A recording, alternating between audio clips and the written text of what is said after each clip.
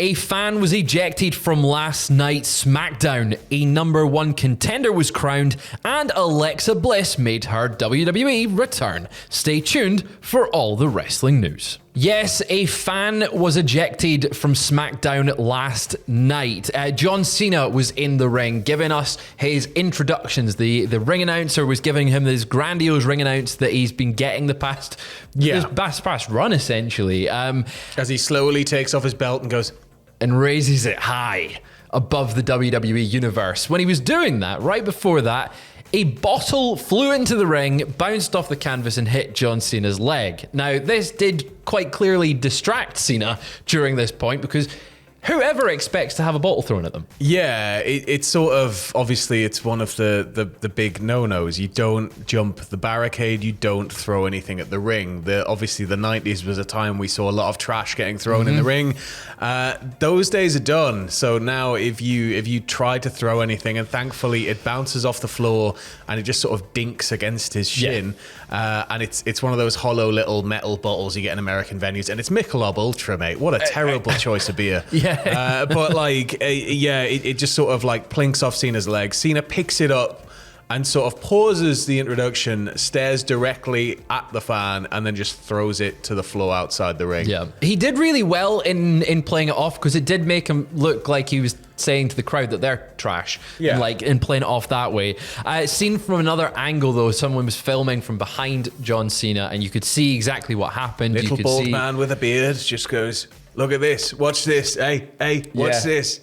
Lobs it, throws it into the ring, and almost immediately after it leaves his hand, security are on him. They eject him from the arena.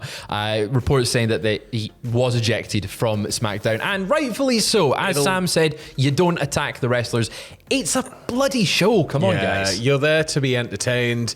You're there. I get that. You it's like, well, no, I've paid for my ticket. I can do whatever. And it's like you can't throw stuff at the wrestlers, man. No. And I am assuming it's a lifetime ban. I would assume so, at least from that venue, at least. Like, you don't go to the theatre to throw stuff at Elphaba on stage. No matter how much you hate it. No, it's just defying gravity. And John Cena was defying gravity in that promo because it just bounced off him like nothing. John Cena, though, great promo there. He was attacked by Randy Orton afterwards. At first, a fake Randy Orton, and then the actual Randy Orton. Who was the fake Randy Orton? I don't know. Maybe it was Adam Pacitti. Maybe it was Pacitti. I haven't seen him since close of business yesterday, so he could have just hopped straight on a plane. If anyone in SmackDown and could smell him, then we'll definitely know it was Adam Pacitti. Also on last night's SmackDown, there was a tease for a face turn. Now, we saw Andrade and Rey Fenix take on Angel and Berto of Legado del Fantasma. Santos Escobar was at ringside during this match, and he tried to get involved. It didn't quite work. And he cost Berto the bloody win, didn't he? He did indeed. Following the match, though, Escobar got into the ring, sort of kind of berated Berto. Look at what you made me do. This is your fault. This is your fault. And Berto was kind of having none of it. So he just slapped the leader of Legado del Fantasma and walked out.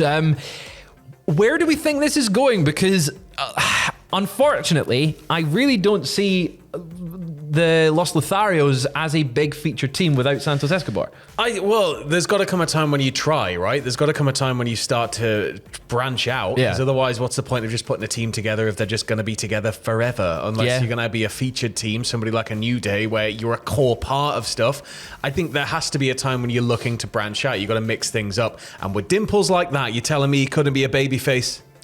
I mean, he damn well could. He's got the look. He is the definition of baby face. Like he's so handsome. Yeah. Oh God, he's handsome. It's Been not saying fair. It's 205 Live. It's just not fair. It's not fair. But we've seen a few teases on SmackDown, mostly through backstage segments. Of maybe something involving Andrade. Maybe we're going to see Los Letharios move over to work with Andrade as a new faction.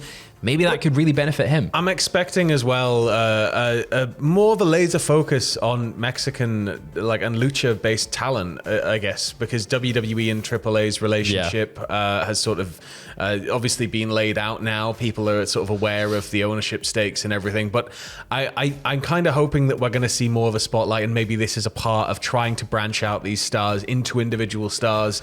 And build a division. Build a lucha division. Yeah. Specifically, as you said, with the AAA relationship, maybe this is an indication that with the Triple Mania Regia show, I think it's coming up soon, maybe we'll see some of these names pop up on there. But jumping over to AEW now, we do have an update on someone who's in their contract year. We do. So as per Fightful Select, Willow Nightingale is currently in her contract year with AEW, with a deal set to expire in the next few months. Now, according to the report, AEW is expecting to keep her and sign her to a new contract, and everyone that Fightful's apparently spoken to feel that it's a guarantee that she'll remain with the company. She's somebody who I think they really do need to tie down. She's somebody who I feel, given the right storyline, given the right push, could be the featured star of the women's division in AEW for a considerable run, at the top. So I think that she's obviously proven herself time and time again. It makes sense to try and retain her. Try not to let WWE get a hold of her, because I think WWE would also absolutely snap her hands off at the chance to have her on the roster.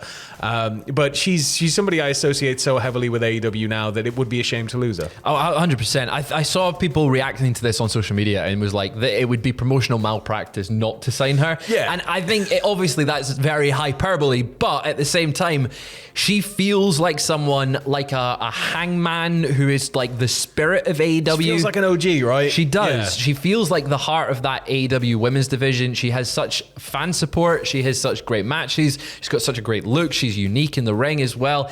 She's just someone that if Mariah May is on her way out, which it looks like she is. Yeah, potentially though. We don't know what's going to happen with Mina, whether that's going to maybe sweeten the deal. Maybe, but if she is on the way out, Willow looks like someone you can elevate to that top spot and be like, hey, this is AEW's top female star. Staying with one of AEW's top female stars, though, Mercedes Monae has lost a title. Oh, clean as a sheet in the middle of the ring. Shoulders on the mat. 1, 2, 3. Belt's done. Belt's gone. Let's move on. Let's move on. Definitely not. She's only lost one title belt last night at New Japan Resurgence. Mercedes Monae lost her New Japan Strong Women's Championship against Azumi in a triple threat match, which also included Mina Shirakawa. The win came when Monae was taken to the outside and she was sort of left outside the ring. Azumi rolled up Shirakawa to get the win. I was surprised that Mercedes lost it here, but maybe we are getting past this. She's having all the belts. Potentially, because she's going to go and win that women's we world got Double or Nothing coming up. She needs to win it back there, because I never got pinned. She never got pinned. But maybe this is to keep her strong so that when she challenges Toni Storm, she's not losing any of those belts ever. Those belts title. are super glued to her. I don't know what kind of solvent they had to use to get the belt off her for this one. They need to do something with her soon, because and I get that this is something, right? This is something. But it just feels like we've been just in this loop of I have all the belts, I beat everybody. She's going to win the Owen. What's the point of having her in the mid card if this is the status quo? Put her at the top of the company. Yeah, she'll win the Owen, and then she'll challenge Toni for that AEW women's title. Then she'll have literally all of the belts. And she'll have the Owen Hart belt, she'll have everything. She'll have all of she'll have got a New Japan one back. Well, maybe she'll be the number one contenders for that, but she'll be like a Megazord coming out of the ring. She will be, yeah. We have another number one contender, though, crowned on SmackDown last night. Also for the WWE Women's Championship, Nia Jax defeated Jade Cargill to earn the right to challenge Tiffany Stratton. Now, Tiffany Stratton was at ringside for this match, but was attacked by Naomi, which caused Jade Cargill to get a bit distracted, focus on Naomi, allowing Nia to pick up the win. We don't know when this match is going to take place. Obviously, tonight is Backlash. It could be on there. It could be just thrown on the card, but it feels like Backlash is full. We got 5. Yeah, we've got five matches. That's the 5 you can have. The big 5. So it looks like it will take place at future Saturday night's main event or on an episode of SmackDown. Look, we need to keep Saturday night's main event juicy. It is sort of pay-per-view quality. It's the whole thing that they're trying to do with it is the special show feel. It's on live TV in America, so it's sort of, now with them being on Netflix and stuff, it feels like it's more of a big deal. Feels different, I guess. So we need to keep those shows as interesting as possible. So I can see it happening on SNME. It definitely feels like that way. Or like they've done with the tag belts, they could put it on SmackDown and have it be a blow off there. Yeah. It does feel like it should be on a slightly bigger stage. But staying with SmackDown last night, we do have the return of Alexa Bliss. And look at this guy. Look at him. He can't believe it. He's just still going. He is shocked. It's like when Lesnar beat Undertaker to break the streak. The shock was Genuinely. there. She returned. She was teaming with Zelina Vega, the WWE United States Women's Champion, in front of her hometown Ohio crowd. She faced off against Piper Niven and Chelsea Green. And they obviously they got the win because it's a return. It was in front of her hometown. And WWE, strangely, now likes to put people over in their hometown.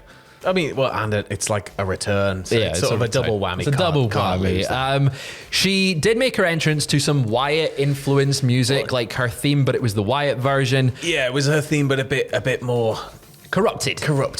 Yeah. She used the Sister Abigail move during the match. However, there was no other Wyatt influence to be found here. I thought maybe we would see some Wyatt shenanigans, some little crinkly, crackly screens or something, but none of that here. I just don't know what you do with the Wyatt Six anymore. It's a horrible thing to have to say. Like, it's been so long, and then I thought when Alexa re-debuts, it'll be with the group. Yeah. Alexa comes out at the Rumble, huge response, disappears. Potentially some Wyatt stuff in the mix was the reports and rumors we were hearing. Comes back, and there's Wyatt elements, but what do you do? Like, how do you bring that group back now? How do you do it? Like, what? It feels like all the pieces of the puzzle are there, but you can't quite see where they're going to fit in, and it doesn't quite fit just yet. Like, there's no space on the table for it. And it looks like going forward, it might not be something that she's looking at, because later in the show, Bliss was seen backstage running into Charlotte Flair, and it looks like, based on their interaction, this is the direction that they will be going when we get, well, maybe next week on SmackDown, we'll get a next step in that. Yeah. It looks like that will be the feud coming out of last night's show. But as I said, tonight is Backlash. You will have Adam and Andrew here on YouTube for live reaction. youtube.com/cultaholic/live. They will be the chat. The chat is open. The page is open. The stream is open. Go and check it out. They'll be live from the pre-show onwards. Absolutely. The predictions are on the channel right now. 9 pitches on the channel. Podcast on the channel. Loads of stuff coming up today. All more news in a bit. Stuff. Maybe even more news if anything crazy breaks ahead of Backlash. Maybe they're bringing the hooks back. Who knows? Who knows? Anyway, Anyway, definitely not. See you later.